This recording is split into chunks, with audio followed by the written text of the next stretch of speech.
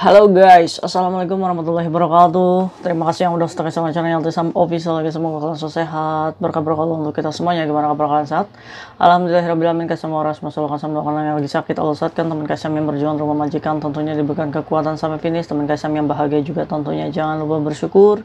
Yang determined semangat cari majikan lagi, yang masih berjuang dengan hutang piutang semoga Allah memudahkan dalam proses membayar. Yang nggak berubah-berubah, ya wis silakan aja tanggung sendiri akibatnya. Ya ampun, kita santuy, abaikan background kayak Tisam yang banyak sambel, ada garam dan lain-lain karena Kaisam lagi ada di dapur ya. Ini mau lunch, tapi biasa ya, kalau cerita setengah-setengah tidak tutup ya cuy ya. Tidak tutup maksudnya tidak selesai tuh kronologi sebenarnya tuh kayak gimana sih yang waktu masalah pencupit ini harus dibahas.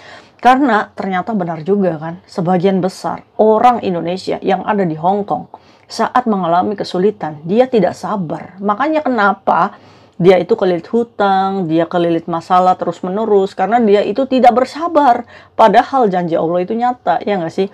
Beritakan kepada orang-orang yang bersabar. Padahal jelas kan, Allah itu menguji manusia dengan kekurangan harta, kekurangan buah-buahan, ya kan, tapi kabarkan kepada mereka yang sabar. Intinya kita nggak sabar, ya kan? Gimana? Apakah kalian kekurangan buah-buahan di rumah? Ada info penting. Kaisam baru tahu ternyata pisang bisa membuat perut tidak buncit. Jadi Kaisam mau makan pisang terus setiap hari. Nggak apa-apa, nggak buah-buahan yang lain nggak apa-apa. Yang penting makan pisang. Yuk cuy, makan pisang yuk. Kenapa dulu Kaisam itu suka banget sama pisang? Oh, ternyata benar adanya. Bisa mengurangi perut buncit katanya cuy. Ini sih gara-garanya kopi. Makan pisangnya 1, minum kopinya 3 gelas ya sama aja, bohong ya. Bentar dulu, diberesin dulu, nanti gerebek-gerebek kalian protes lagi. Kayak samiknya gerebek-gerebek. Oke, jadi cuy, yang dicopet nih cuy ya, kemarin itu duitnya sudah mengklarifikasi menggunakan VT video, dimana disitu adanya Mbak Wilde, Mbak W. Jadi Mbak W ini mengkonfirmasi dan membuat penjelasan kepada kita yang kepo. Di mana sih kejadiannya, ya kan? Terus berapa sih uangnya? Kenapa kok bisa kok bisa ketangkep itu pencuri, ya kan? Loh, kok kenapa dibiarkan begitu saja, tidak dilaporkan polisi? Nah ini, ayo kita bahas. Gibahnya berlanjut cuy. Jadi Mbak W ini ceritanya cuy, beli sesuatu di salah satu toko Samsuipo cuy. Di mana di toko tersebut otomatis banyak orang ya, bukan hanya Mbak W nih beli-beli ya. Akhirnya Mbak W ini sadar kalau dompetnya hilang. Di situ ada ID, ada uang, yang uangnya itu tidak pernah dihitung sama Mbak W. Nah nggak tahu nih Mbak W ini ada berapa pastinya duit di dompetnya itu ya cuy ya. Dan si Mbak W posisinya ini pengen pulang ke Indonesia cuy. Nah pas pulang ke Indonesia ini diuji seperti ini ya cuy ya. Nah saat Mbak W ini sadar kalau misalkan duitnya hilang nih di dompet, akhirnya si Mbak W ini meminta pihak toko untuk memberikan CCTV-nya, dilihatkan ya, karena saya hilang. Ini hilangnya di toko kamu ini.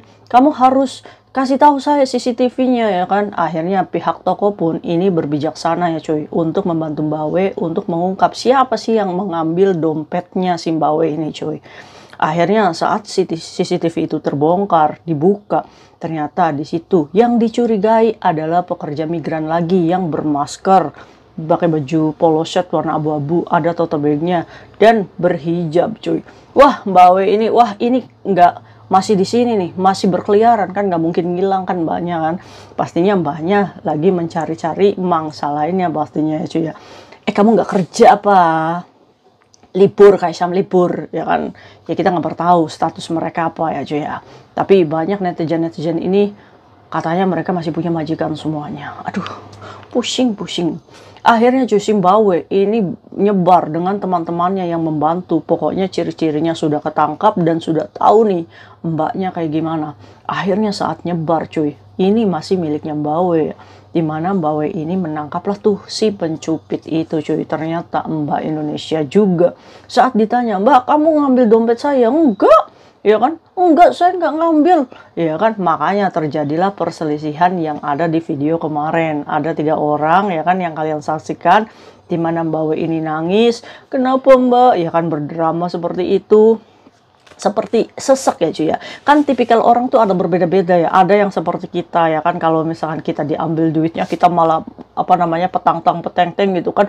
Dasar ya bajigur kamu ngambil dompet saya. Ada yang tipe seperti itu. Ada juga yang dia itu nggak tega gitu kan untuk negur si mbaknya. Ada juga. Ada yang nggak mau ngomong gitu kan. Udah tinggal diambil lagi haknya. Ada juga yang seperti itu. Nah, tipe kalian tuh yang kayak gimana kalau marah gitu cuy. Jadi akhirnya si Mbak W ini mengungkapkan kesedihannya sama si pencupit itu ya cuy ya. Makanya membuat pencupit ini panik ya kan. Belangnya ketahuan. Ingat loh cuy. Orang yang sudah dibuka aibnya itu berarti dia tidak berubah saat Allah tegur sekali, 2 kali, 3 kali, 4 kali. Makanya aib itu terbongkar. Seperti nyatanya tukang pinjol. Kalian utang pinjol. Pinjol itu kan adalah pinjaman terakhir yang dimana kalian sudah tidak bisa mendapatkan pinjaman-pinjaman yang lainnya.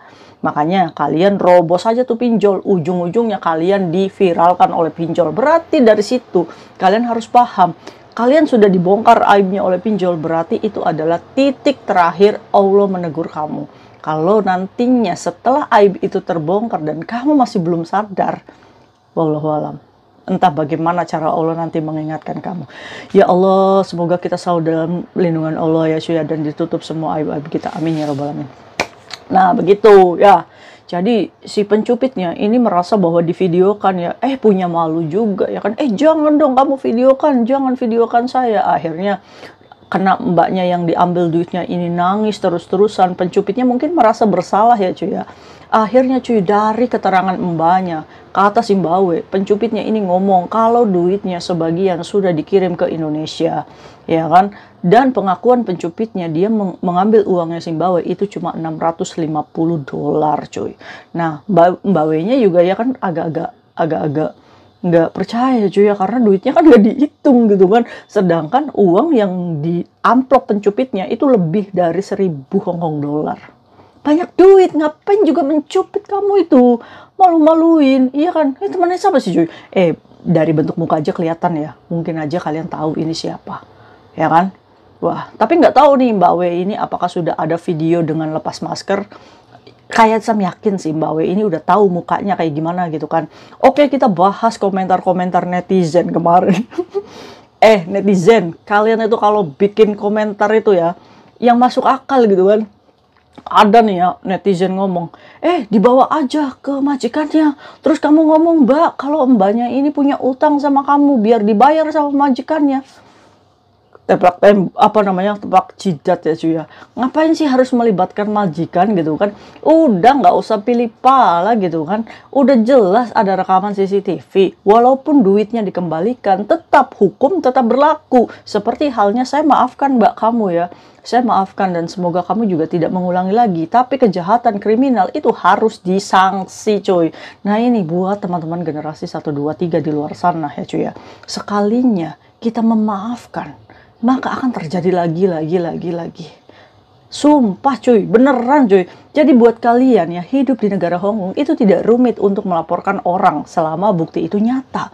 Walaupun kalian dipukul, walaupun buktinya cuma video, kalian nggak usah takut. Setidaknya kita mendidik teman kita untuk menghentikan kejahatan mereka gitu cuy. Jangan sampai mungkin hari ini kamu masih milik ya, duitnya kembali. Tapi kamu bayangin nggak? Kita bisa jamin nggak dia itu tidak mengambil lagi? Mungkin saja uang yang diambil itu lebih besar. Karena motifnya ini pinter banget cuy. Menghilangkan barang bukti dengan secepatnya mentransfer ke pihak keluarga. Jadi merasa bahwa nggak ada apa-apa kok, di tas saya nggak ada apa-apa kok. Iya kan? Bisa aja tuh dompetnya juga dibuang. Iya kan? Aduh. Inilah ya cuy ya. Lahirnya kejahatan itu karena apa sih? Karena ada kesempatan. Karena kepepet. Iya, kepepet itu bisa melahirkan kejahatan. Ya, aduh. Warga Indonesia di Hongkong jadi pencopet. Keahlian. Ampun. Nah, kayak gitu ya. Jadi buat kita sih kedepannya untuk orang Indonesia ya, pastinya ya. Dan kita juga mengecam nih orang-orang yang di luar sana, yang menjadi penipu, yang menjadi pencupit. pengedar narko ya. Ya kenapa sih kalian memilih jalan seperti itu gitu kan? Kenapa kalian itu marah sama siapa? Marah sama keadaan siapa? Bahkan miris sekali ya, mbak pencopetnya ini dengan berdalih bahwa bapaknya lagi operasi jadi dia panik ya.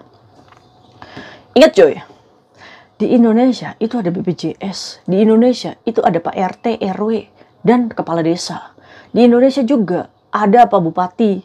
Di mana kalau misalkan bapak kamu memang butuh pertolongan dan kamu saat tidak mampu, itu berarti kamu termasuknya warga miskin dan akan mendapatkan bantuan pastinya. Serius.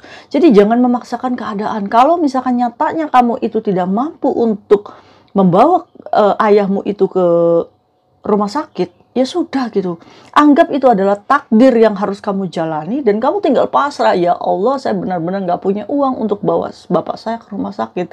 Bagaimanapun caranya ya Allah, semoga bapak saya tertolong dari tangan-tangan bantuanmu. Iya kan? Pastinya. Kenapa kita harus memaksakan kehendak dengan meminjam uang misalkan ke teman, tolongin dong, orang tua saya disakit beneran, saya sakit, ya kan? Ujung-ujungnya nipu, ya kan?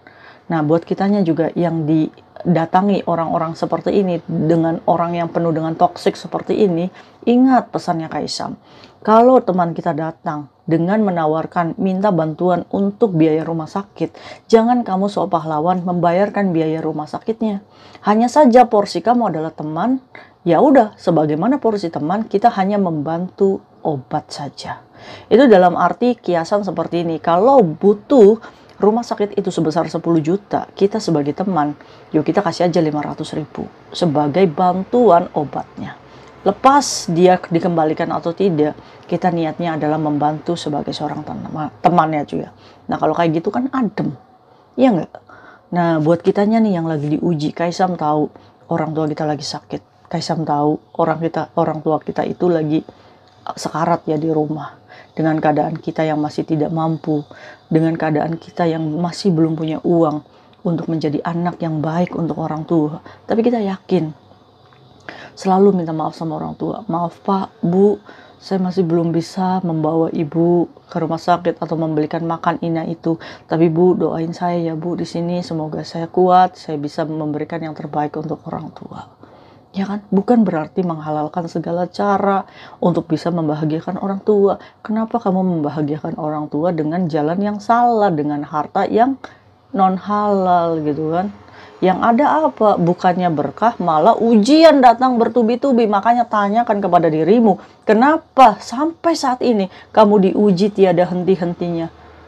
Yaitu mungkin aja salah satunya adalah yang pertama, mungkin masih ada harta orang lain di harta kita. Yang kedua, mungkin kita tidak sadar kita menzolimi teman kita.